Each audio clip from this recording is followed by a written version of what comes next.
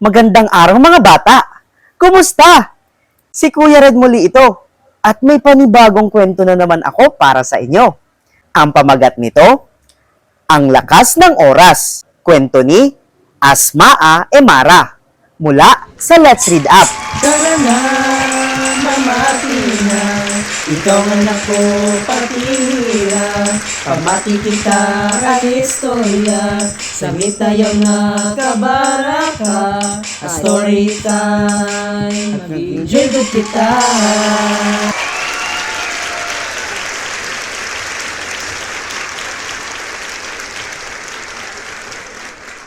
Tik-tok, tik-tok. Si Henry ay pabaling-baling at muling nagpabaling-baling. Ang tunog na galing sa orasan ang nagpapahirap sa kanya na makatulog.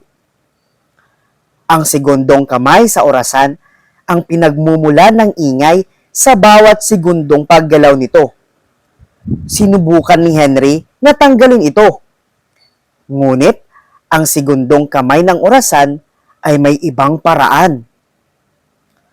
Nagising ang segundong kamay ng orasan at hinawakan si Henry. Hinila siya ng orasan. Whoosh! Binuksan ni Henry ang kanyang mga mata at natagpuan niya ang kanyang sarili na nasa ibang lugar at panahon. Sinaunang Ehipto. Ano ang ginagawa ko dito? Tanong ni Henry. Ang segundong kamay ng orasan ay nag-ingay. Tik-tok! Kailangan mong matutunan na ang halaga ko. Noong unang panahon, ang mga tao ay hindi nakakapagbilang ng segundo. Ang kauna-unahang orasan ay sundial obelisk. Katulad nito, sinusukat ng mga tao ang oras at minuto sa pamamagitan ng galaw ng anino sa lupa. Samantalang, ang pangkat ng kalalakihan ay naghagis ng pana kay Henry. Ngunit bago ito makapanakit, ang segundong kamay ng orasan ay winisikan si Henry at dinala siya sa ibang oras at panahon. Ngayon ay nakatayo sila sa harap ng maliit na kandila. Ito ang kandilang orasan, sabi ng segundong kamay. Nakikita mo ba ang mga guhit sa wax? Tumatagal itong 20 minuto bago ito maubos. Sa ilang saglit, ang lupa ay lumubog at nanginig. Lindol! Sigaw ni Henry. Tumambal ang malaking bitak ng lupa. Lalo pa itong lumalaki at nagsasara habang lumilipas ang bawat sandali. Sa ilang segundo bago ako mahulog sa bitak, ang segundong kamay ay hinablot si Henry at naglaho ulit. Whoosh! Ngayon si Henry ay nasa silindrong babasagin kasama ang segundong kamay. Hindi nila napuna na ang hydraulic na piston ay nakatutok pababa sa kanila.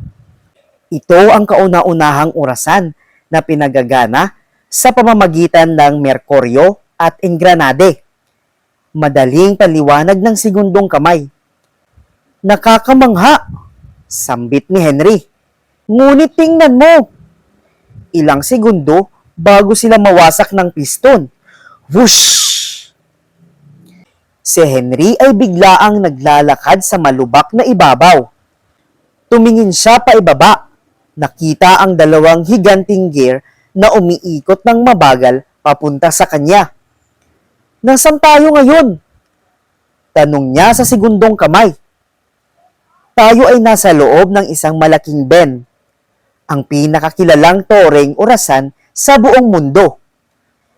Nagsasaya si Henry sa paglulukso sa mga gear, hanggang sa ang isa sa mga sintas niya ay naipit.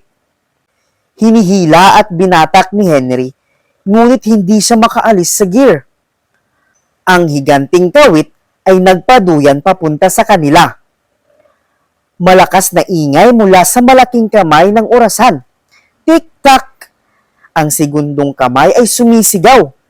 Magmadali ka at tanggalin mo na ang sapatos mo. Wala na tayong oras. Ilang sandali bago sila madurog ng kalawit nito.